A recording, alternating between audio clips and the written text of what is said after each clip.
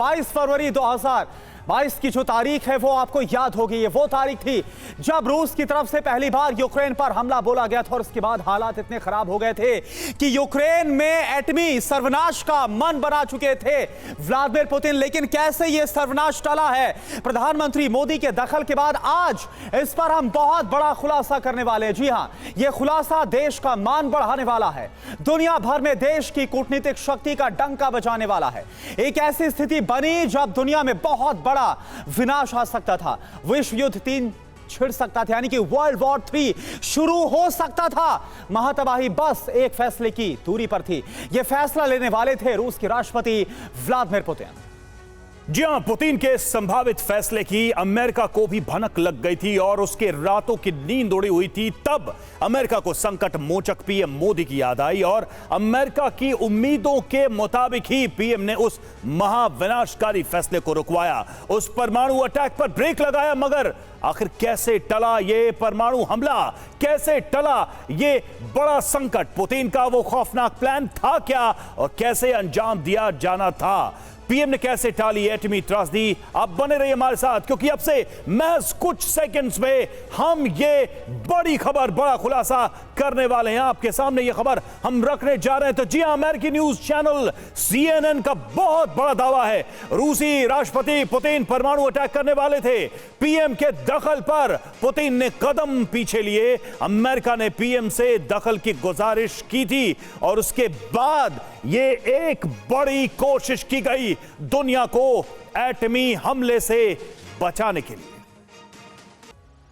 और चलिए अब आपको यह बताते हैं कि कैसे पूरा वाकया हुआ और कैसे पुतिन अपने उस भयावह और महाविनाश के फैसले से पीछे हटने को तैयार हुए हैं। दरअसल CNN की रिपोर्ट के मुताबिक यूक्रेन पर रूस परमाणु हमला कर सकता था, लेकिन प्रधानमंत्री मोदी की पहल पर यह बड़ी तबाही टाली गई। CNN की रिपोर्ट के जरिए इस बात का खुलासा हो रहा है। CNN की रिपोर्ट में अमेरिका के 2 वरिष्ठ अधिकारियों के बयान का हवाला दिया गया है। दरअसल रूस को इस बात का डर था कि शुरुआती समय में जिस तरह से यूक्रेन खैरसॉ में बढ़त बना रहा था, वो रूस को उस इलाके में पटखनी दे सकता था। बिल्कुल, और देखिए ऐसे में पुतिन को यूक्रेन को पछाड़ने का एकमात्र विकल्प सूझा और वो विकल्प था परमाणु हमले का। रिपोर्ट में दावा किया गया है कि पीएम मोदी का पुतिन पर प्रभाव और दूसरे देशों के हस्तक्षेप ने इस परमाणु आपदा को रोकने में अहम भूमिका निभाई। और इस रिपोर्ट में यह साफ संकेत नहीं बल्कि एक तरीके से स्पष्ट तौर पर, प्रमाणित तौर पर कहा गया है कि कैसे इतनी बड़ी त्रासदी को प्रधानमंत्री नरेंद्र मोदी के सहयोग से टाला गया। तो CNN के हवाले से यह बड़ी खबर हम आपको बता रहे हैं। मनीष झा हमारे साथ, हमारे सहयोगी जुड़े हुए हैं, हम बात करेंगे उनसे और समझने की कोशिश करेंगे कि हुआ क्या दरअसल। मनीष, पूरी दुनिया, पूरा देश यही समझना चाहेगा कि हुआ कैसे ये एक बड़ा खतरा जिसको कोई नहीं रोक सकता था, और प्रधानमंत्री नरेंद्र मोदी की उसमें किस तरह की भूमिका रही जिससे यह बड़ी परमाणु त्रासदी होते होते रह गई। बिल्कुल रवि, देखिए आपको याद होगा कि जब साल 2022 में रूस और यूक्रेन का युद्ध चरम पर था, उस समय ऐसे मोड़ आए थे जब खेरसॉन से रूसी सेना को पीछे हटना पड़ रहा था और एक के बाद एक कई ऐसे मोर्चे थे जहां से रूसी सेना को पीछे हटना पड़ा और रूस काफी ह्यूमिलिएटेड फील कर रहा था।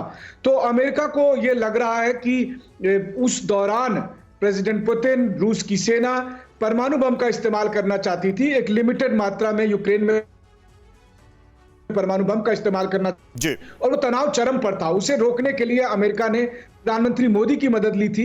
और आपको याद ये होगा कि उस दौरान जब प्रधानमंत्री मोदी और प्रेसिडेंट पुतिन की मुलाकात हुई तो प्रधानमंत्री मोदी अकेले ऐसे नेता थे उस समय जब उन्होंने कहा कि ये समय युद्ध का नहीं है, और उन्होंने प्रेसिडेंट पुतिन को लगातार शांति और संयम बनाने की अपील की थी, उन पर दबाव भी डाला था, मैत्री दबाव था। और प्रेसिडेंट पुतिन का भी अगर आप पूरा बिहेव देखें तो वो साफ तौर पर इंगित करता था कि कैसे भारत जिस तरह से उनको परस्यू कर रहा था उसी लाइन पर वो चल रहे थे। और इन्हीं सब बातों को अमेरिकन पत्रकार ने अपनी रिपोर्ट में कहा है, अपनी किताब में कहा है, जब उन्होंने कहा कि अमेरिका को एक बार लग गया था कि अब परमाणु युद्ध होकर रहेगा, लेकिन ये प्रधानमंत्री मोदी थे जिन्होंने प्रेसिडेंट पुतिन को इस बात के लिए समझाया था कि किसी भी हालत में दुनिया को महाविनाश से रोकना है। जी बिल्कुल, तो दुनिया को महाविनाश से बचाने के लिए किस तरह से प्रधानमंत्री नरेंद्र मोदी ने पहल की और बाकायदा जो रूसी राष्ट्रपति व्लादिमीर पुतिन को रोका गया। इस बीच एक और बड़ी खबर इस खुलासे को लेकर सीएनएन के हवाले से एक और बहुत बड़ा खुलासा। पुतिन खेरसॉन में यूक्रेन की बढ़त से बहुत परेशान थे। खेरसॉन में कमजोर पड़ने पर परमाणु हमले का प्लान बना लिया गया था। अमेरिका को पुतिन के परमाणु प्लान का पूरा अंदेशा था और इसी के बाद अमेरिका ने रुख किया प्रधानमंत्री मोदी को और प्रधानमंत्री मोदी ने जिस तरह से बात की दखल दिया तब जाकर यह परमाणु सर्वनाश, परमाणु विनाश रोका गया।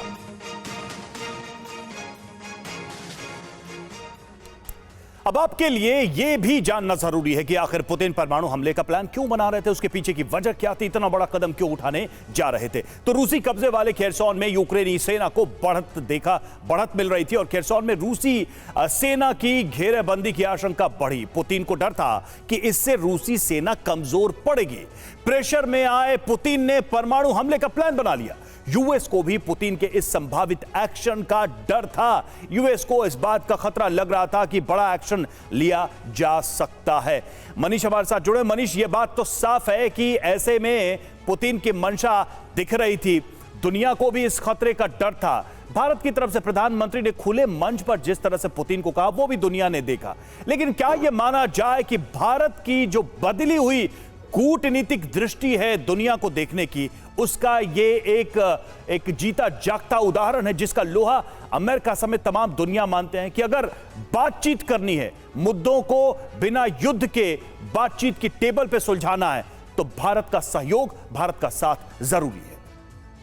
देखिए, इसमें कोई दो राय नहीं है। फिर चाहे मामला रूस यूक्रेन युद्ध का हो या फिर आज की तारीख में आप इजराइल और हमास का युद्ध देखें, तो भारत एकमात्र ऐसा देश है या बहुत दुनिया के चुनिंदे देश में से है जो दोनों पक्षों के बीच में उचित बातचीत क्या है या जो सही बात क्या है वो कह रहा है। वरना दोनों दुनिया के ज्यादातर देश दोनों में से किसी एक साइड को चुन लेते हैं। तो ये भारत की खूबी थी और इसी बात को प्रधानमंत्री मोदी ने वैश्विक मंच पर उन तमाम पक्षों के सामने रखा। जब इजराइल पर आतंकी हमला हुआ तो उन्होंने कहा कि इजराइल पर आतंकी हमला हुआ है, लेकिन जब हमास पर आक्रमण के नाम पर गाजा में सिविलियन मारे गए तो उस समय हमने फिलिस्तीन का भी पक्ष रखा।